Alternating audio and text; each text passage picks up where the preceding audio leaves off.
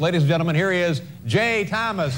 Nice of you to take some time off from your part-time job as a dealer in Atlantic City to come up. We certainly always appreciate it. How are things going at the wheel? Well, I see you haven't missed the Barney's bankruptcy sale either, have you, Dave? You're a wonderful man, and I couldn't be happier for you and your family.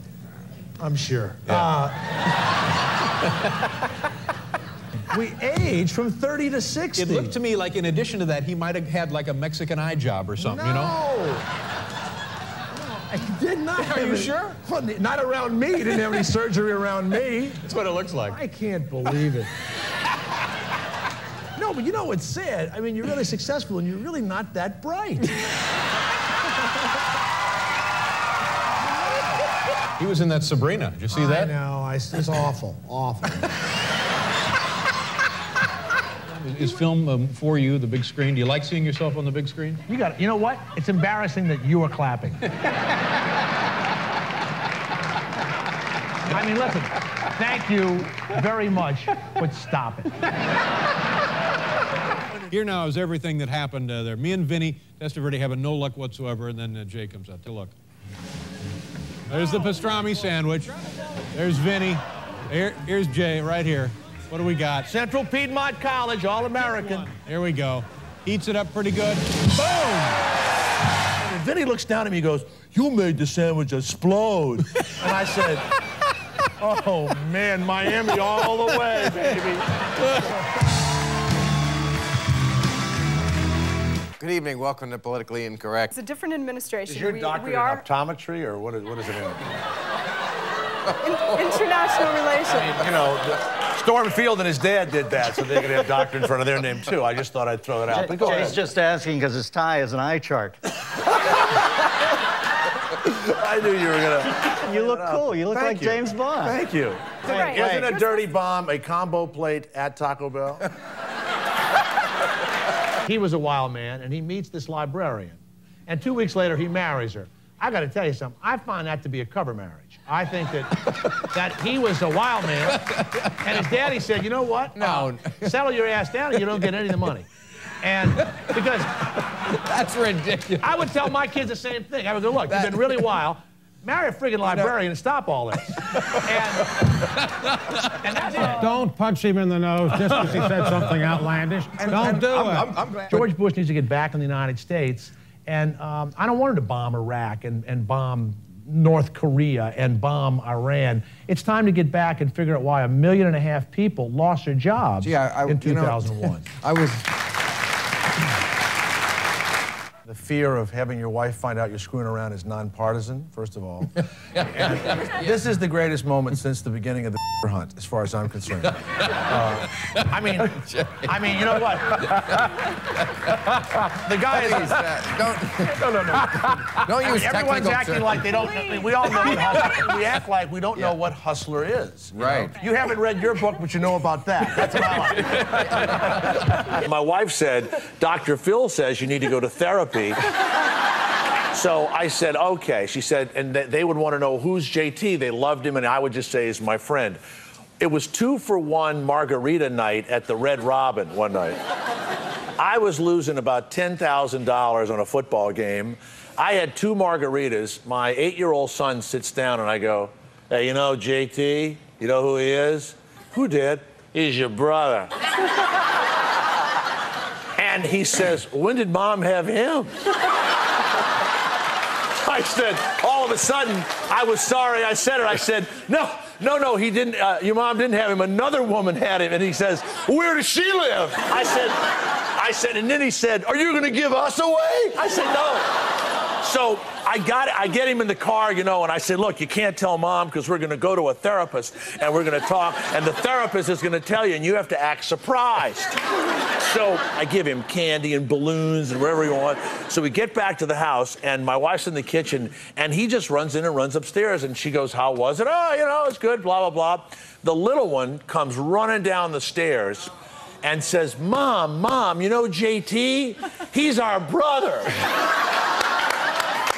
And I turned to my wife and I said, "We just saved $10,000 in therapy." Well, that is wrong on so many levels. I can't even began to tell you. You really did check your I did check it. I know.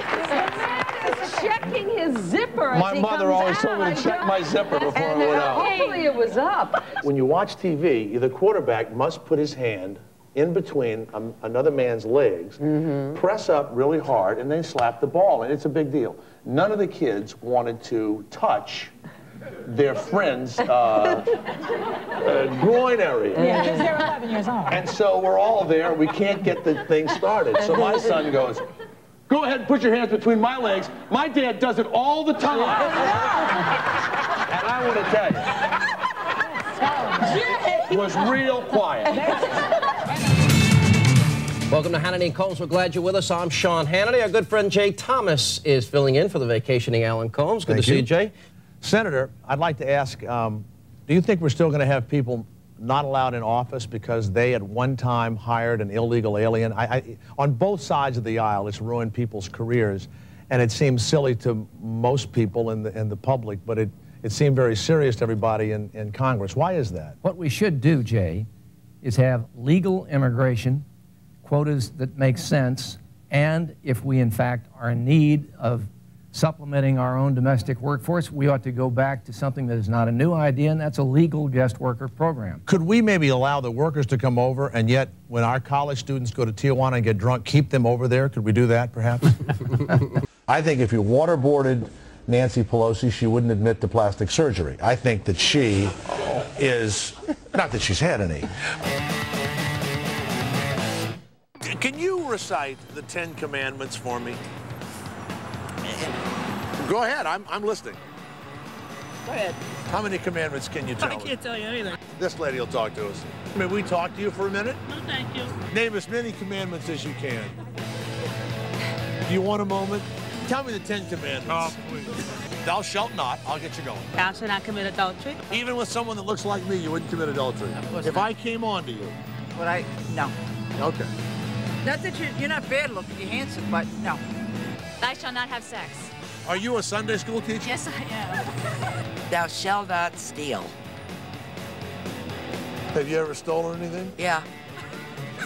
You look over at your neighbor and you go, I kind of want that. I kind of want that. These are God's 10 commandments. These I must obey. Thank you very much. You're welcome. What an uplifting day this has been. When I was a disc jockey in Charlotte, North Carolina, I used to open car dealerships. And Clayton Moore, the Lone Ranger, would open it was Dodge or something like that, or Plymouth. And I would go and I would announce, and Clayton Moore came to the dealership.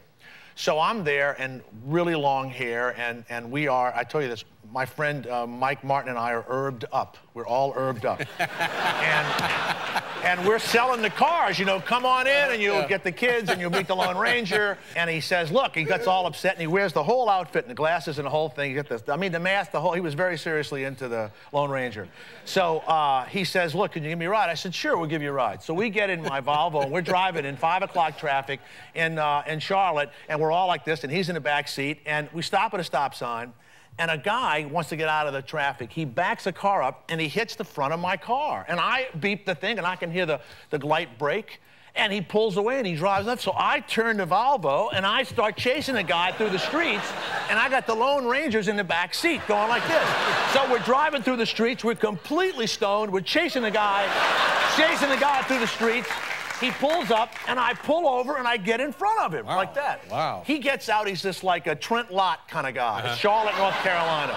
He gets out of the car, and I said, hey, man. Mike Martin gets out. I say, hey, man, you hit my car back there. He says, I didn't do any damn thing to you two. I said, yes, you did. And I said, you know what? I'm going to call the cops. He said, who do you think they're going to believe, me or you two hippies? And the Lone Ranger gets out of the back of the car, and he says, they'll believe me. And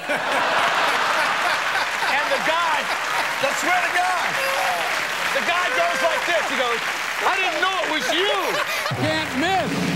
There you go. We're closing down the Teen Center. Jay Thomas, ladies and gentlemen, right here. Nice job, buddy. I said nice job.